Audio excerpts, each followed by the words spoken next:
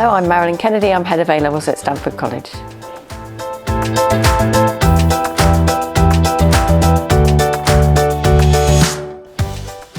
The basic entry requirements for studying A-Levels at the college are 5 GCSEs at grade 5 and above. And then we have different entry requirements for different subjects. So in sciences we'd be looking for 6s in maths and science, and in some of the humanities subjects we'd be looking for at least a 6 in English because they're very heavily essay based. So different requirements for different subjects. Every year we do take students who don't meet the basic entry requirements. We look at their basic GCSE profile. Sometimes we might ask a school for a reference about a student. There may have been reasons why they didn't do as well in their GCSEs as they'd expected.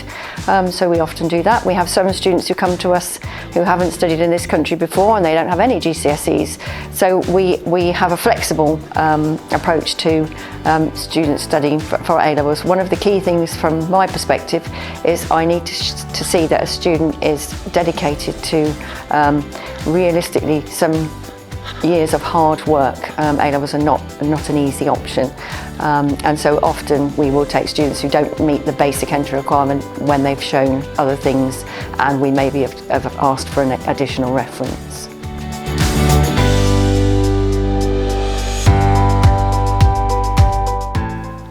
The majority of our students take 3 A-Levels, that's what universities are looking for. Getting into university with fewer than 3 is more challenging and certainly restricts your choices. We do have some students who take 4, and that's usually personal preference. Often it's something like maths and further maths along with 2 sciences, but we don't recommend it because the amount of work for 4 A-Levels is considerably greater and could restrict the grades that you get at the end if you've only done 3. So in the old days you used to take 4 and drop 1 in the first year. Now we don't do AS levels anymore. That is not an option. So students take 3 and occasionally 4.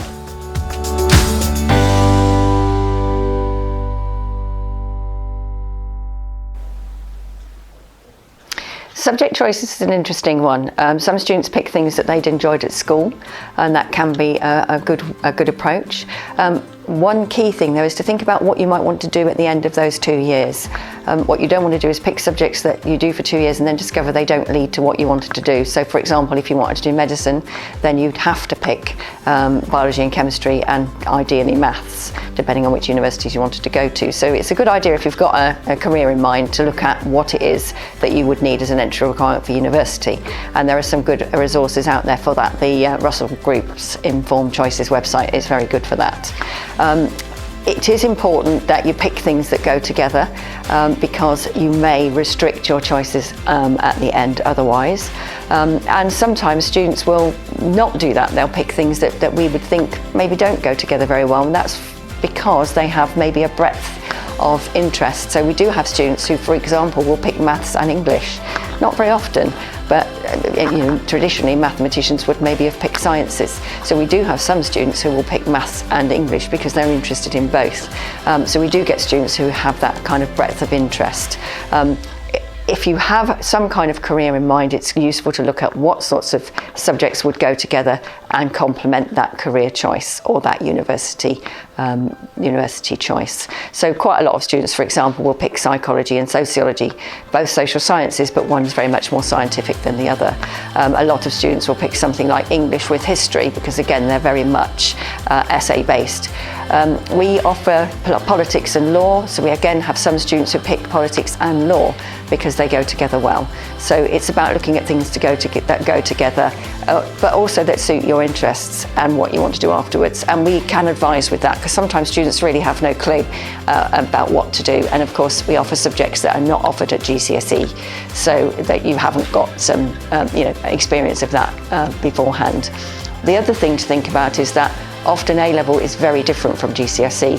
So you may have done history at GCSE and enjoyed it, but you may not enjoy the way A-level history works. So you need to do some investigating. You need to ask particular questions about the GCSEs that you've done compared to the A-levels that you want to do. So I would certainly recommend that you do that. And we can offer all that kind of advice here at the college.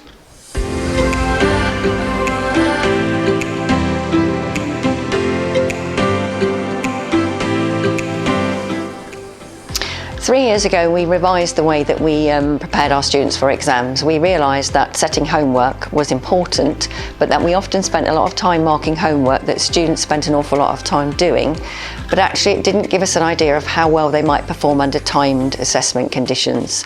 So we introduced an assessment calendar. We have 6 assessment points a year, which are all done under timed assessment conditions, so they would be past exam questions. And so if you were having to answer a 16-mark question, you'd have 16 minutes to answer it in. Often students are really good at the subjects, but they aren't very good at the timing. We also find that students are anxious about exams, understandably, and some anxiety is a good thing. But we found that by doing assessments under exam conditions timed over the 2 years, that students had 12 opportunities to do that before they sit the actual final exams, and it helps them to control their levels of anxiety. So for us, that was a crucial change that we made in the way that we deliver A-levels, and it's reaped rewards. Our students get better grades, are better prepared, have a very good understanding of mark schemes. They'll often do peer marking, so they'll mark each other's. They're encouraged to mark their own based on the exam marking schemes. So they've got a really, really strong idea of what they need to do in each subject. And of course, the marking in each subject can be very different. So if you were marking in psychology, it would be different from the marking in sociology and very different from the marking in English. So it's important that students are very familiar with what they are expected to do at the end of the 2 years in those final exams.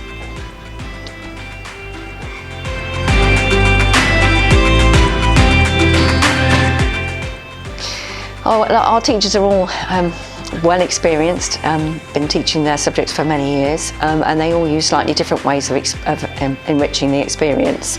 So in science, obviously there's a lot of practical. Geography, we do residential field trip, although probably not this year under COVID, but we also go out on field trips, so the students go to a wide range of venues and look at different things that are important skills that they need within the syllabus. But within the other subjects, we have guest speakers. We do, and we will do it this year, but in a virtual way. We go to subject conferences, which are really great. We use usually the University of Warwick because it's reasonably close for us to get to, and they have subject-specific conferences where they have speakers who are experts in their field who talk about current issues, for example, in biology, chemistry, history, law, all the different subjects that you could think of, and they're really very good.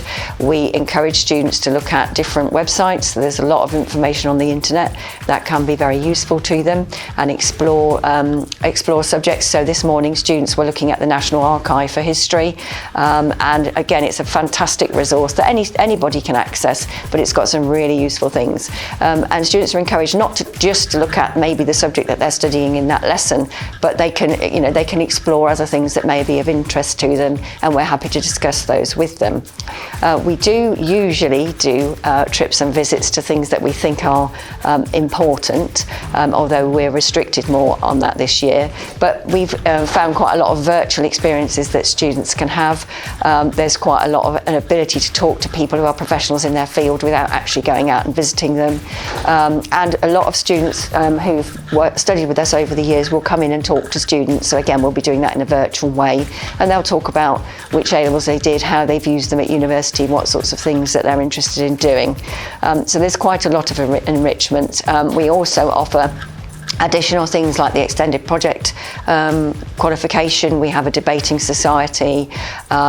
There's quite a lot of other things that students can get involved in to support their studies and broaden their interests, and that's really important for when they're going on to university. A-level students ordinarily would do a week of work experience at the end of the first year after their end of year exams, or a social action project here at the college.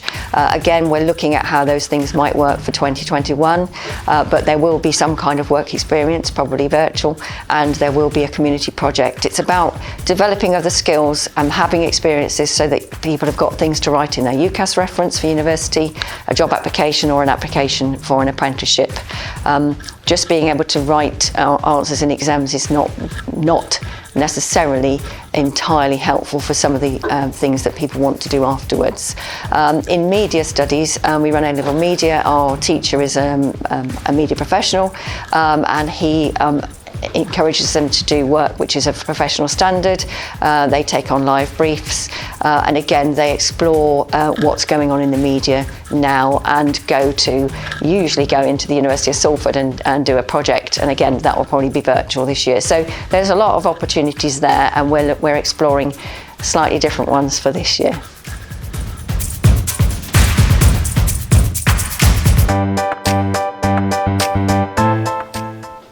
Yes, we've always offered additional things. It's important that A-level students, as I say, broaden their expertise and their skills.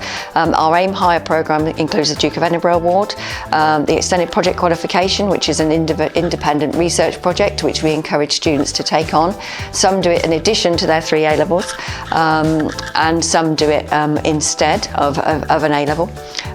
It's an independent research project. They can pick a topic that they're interested in and explore that, and they get a supervisor to help them with the way that works, and we find that is really useful. It's particularly useful. Some universities will take it as an additional and give it UCAS points attributed to it. Some universities won't, but they actually like to see it on a candidate's application. The forces like to see it. Again, it shows a breadth of experience. So EPQ is part of our Aim Higher programme. We do the Cambridge Chemistry Challenge, obviously for chemists, which is kind of a short exam that students will do, and several hundred students do it throughout the year, throughout the country, and we've entered it for the last 3 years, and some of our students have achieved particularly highly. And again, if you want to do something like chemistry or veterinary or medicine, it's something that universities are very keen on. We also do the Letters from Auschwitz, which is an English-based competition, and then we have all sorts of other things that we do, like the Debating Society and all those other things that we include within our Aim Higher programme. We have a number of students every year who will do things like the BMAT, the UK CAT, qualifications that they need in order to be able to apply for things like medicine, and they can do those here at the college, and we have tutors who will prepare them specially for those exams. We have students who apply for Oxford and Cambridge, and again we have tutors who will do mock interviews with them. We have also got, we're very fortunate to have on our team a member of the Imperial College London's application team for medicine, and he will help to prepare students for their interviews and for their university applications. So yeah, quite a lot of opportunities for students who want to get the better grades, have the best entry qualifications and things that they can put on their CV to get them into the things that they want to do. So yes, it's a full programme.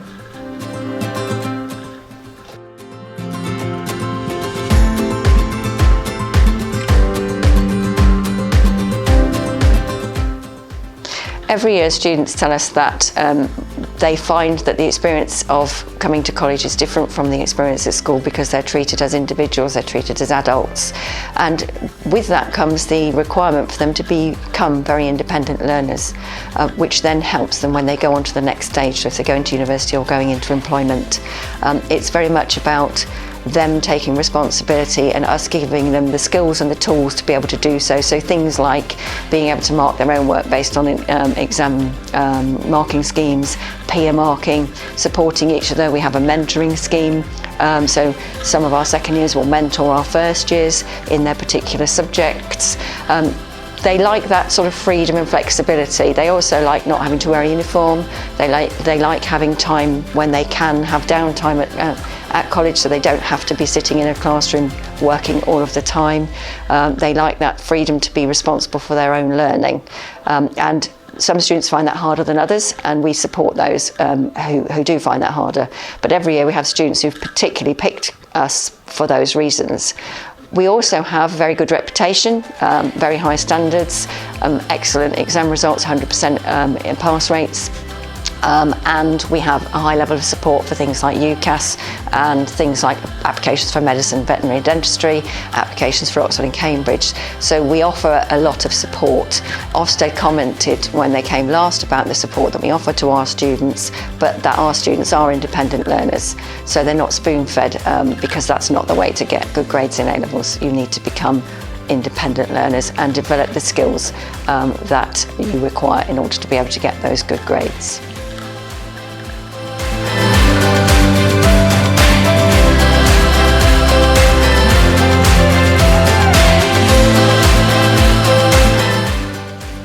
That's a very interesting question. The first, most obvious answer is A-levels are not for you if you don't like exams. They're very stressful. They are, in the main, completely exam-based.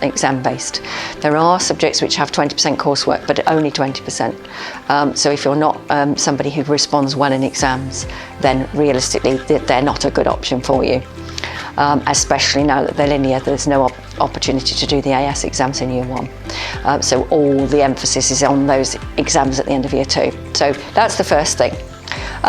A lot of people think A-levels are the only way to get to university, and that's not accurate. So we do have students every year who say, I'm doing A-levels because I want to go to university, and then you explore why they think that they can only get to university with A-levels, and often a BTEC qualification or a UAL qualification in art would be a better way to get them into the courses that they want to do at university. So it's about exploring options, thinking about where your skills lie, what your interests are there, and looking at the options and the alternatives. For some students, there is no option. If you want to go into medicine, veterinary or dentistry, you have to do A-levels and you have to do sciences and usually maths as well. So for some students, there isn't a choice. But for many students, there are options, and it's about thinking about what it is that you enjoy, the way you study, how do you like it. A-levels are very structured. We are examining our students every 4 or 5 weeks under exam conditions, and that doesn't suit everybody. If you like writing pieces of coursework, then possibly a coursework-based qualification would be better for you. And also thinking about, in terms of a career or a university course, looking at what the entry requirements are, because it may be that there are options for you. It's all of those things really.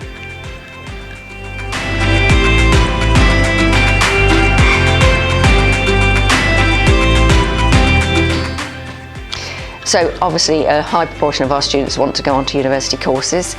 We have a tutorial programme in year one, and as part of that we look at get them to start exploring what sort of courses they want to do at university, looking at which universities they're interested in, encouraging them to go to open days, which will be mainly virtual obviously this year. So starting them to do that kind of research and exploration, which is important.